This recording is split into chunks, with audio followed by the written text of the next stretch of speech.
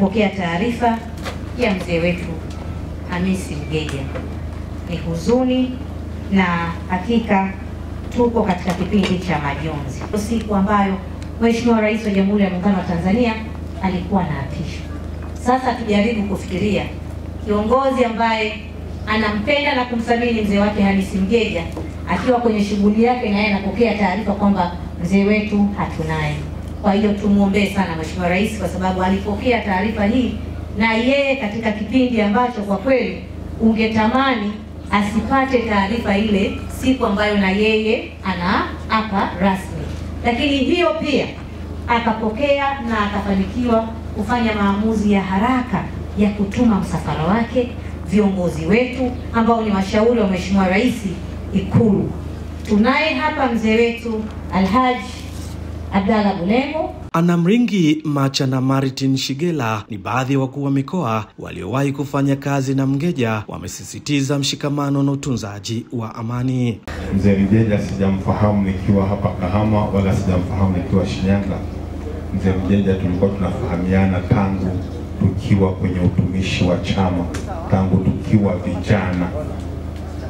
Ni mfano wa kuiga katika utumishi wa vijana, ni mfano wa kuiga katika utumishi wa utu uzima, na ni mfano wa kuigwa katika uzee wake. Au kukua kwangu kiongozi, Mheshimiwa Mgeja na mchango mkubwa sana. Tangu tukiwa tunasoma, tunakuja tunakutana Shinyanga mjini, tunakutana Dar es Salaam tukiwa tunasoma chuo kikuu. Ni mtu ambaye alikuwa anapenda watu, na ni mtu ambaye alikuwa ni ngumu sana wakati gani anaweza kubagua mtu. Miongoni mwa mambo ambayo ni vyema tukajifunza kutoka kwa mzee wetu Hamisi Mgeja ni upendo kwa watu. Aliwekeza sana kwa watu, na mara kwa mara alikuwa anapenda sana kuongeza mtaji kwa kujenga mahusiano. Kwa hiyo tunawapa pole wana familia nyingi sana, na muamini tu kwamba kuondokewa na mzee wetu Mgeja hamko pekee. Sisi ndugu, marafiki na jamaa tutaendelea kuwa sehemu ya familia hii, tutaendelea kuwafariji na tutaendelea kuwa pamoja.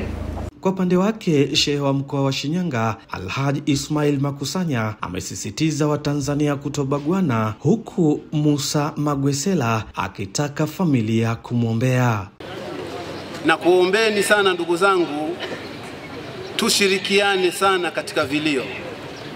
Tusibague vilio, tusichague vilio, bali sote tukipata taarifa ndugu yetu ameaga dunia, amekwenda akhira, basi akiwa Muislamu twende, akiwa sio Muislamu twende, akiwa ana dini twende, akiwa hana dini twende.